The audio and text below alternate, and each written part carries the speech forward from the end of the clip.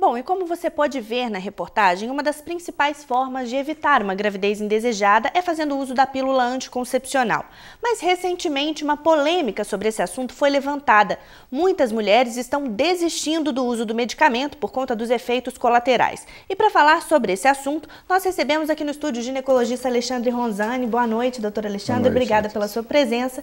Doutor Alexandre, vamos começar explicando em que casos, a pílula anticoncepcional é indicada.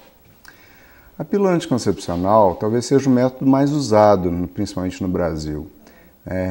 Quando a pessoa deseja um método anticoncepcional, ela deve procurar o médico, isso é a primeira recomendação, que não seja aquele método que a colega use, que a parente use, vai na farmácia e começa a usar. Tem que ser avaliado qual realmente o melhor para aquele caso. Avaliar a história familiar, a história da própria pessoa, doenças que ela possa ter, para que seja escolhido o melhor método.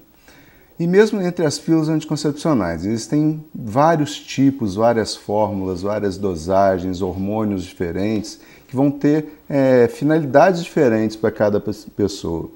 Uns podem melhorar o fluxo, outro vai melhorar a pele, e dentro disso a gente vai ter vários parâmetros para tentar escolher o melhor método para aquela pessoa. Então isso é uma recomendação que a gente sempre procura, não escolher por conta própria, tem que ser discutido, tem que ser avaliado para escolher o melhor método para aquela pessoa. E com relação aos efeitos colaterais desse medicamento, existem esses efeitos todos que estão sendo repercutidos atualmente? Todo medicamento pode ter efeito colateral.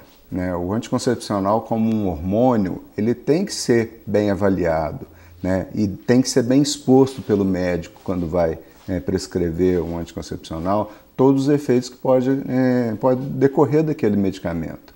E quando a gente vai prescrever, a gente orientar para aquela pessoa o que ela deve procurar de atendimento. Tem os mais comuns, que às vezes é a dor na mama, o início, o enjoo pelo uso oral, a dor de cabeça, que de acordo com a intensidade desses efeitos, a gente vai avaliar se ele é adequado para aquela pessoa também. Então não é também a mesma coisa que a gente orienta, não começar a tomar e nunca mais voltar para ver se aquele método está sendo adequado para aquela pessoa. Então tem que ser sempre bem acompanhado. E com relação ao risco de trombose, que é o que mais tem sido falado ultimamente? Ultimamente teve essa repercussão toda. A gente sabe que todo anticoncepcional, todo uso de hormônio, ele pode trazer alguma repercussão em termos de trombose, porque ele pode ajudar na formação do trombo. O trombo é uma coagulação do sangue dentro do vaso, principalmente das veias. Então, a gente tem sempre que avaliar esse risco. Na verdade, a gente tem que ver, como eu falei, muito esses fatores predisponentes. Se tem história familiar, se ela fuma, se é obesa, se é sedentária. E nisso, a gente sempre está atento. O anticoncepcional existe desde a década de 60. A partir daí, foram acontecendo, trocando os anticoncepcionais, aprimorando cientificamente, e cada vez menor dose com menos efeitos colaterais.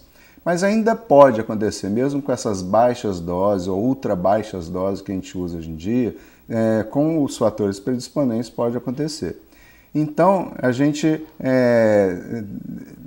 quando surgem esses boatos, essas histórias de internet, a gente sempre tem que orientar muito. A procura de pacientes com essas dúvidas foram acontecendo nos últimos dias. E é importante a gente tranquilizar essas pacientes que, mostrando até na reportagem anterior, o medo que a gente tem de repente, essa interrupção repentina, e aí vem as gravidezes indesejadas, principalmente na adolescente, que ela talvez seja até uma fase que, em termos de trombose, seja menor risco, e ela vai interromper, aumentando muito o risco de uma gravidez indesejada.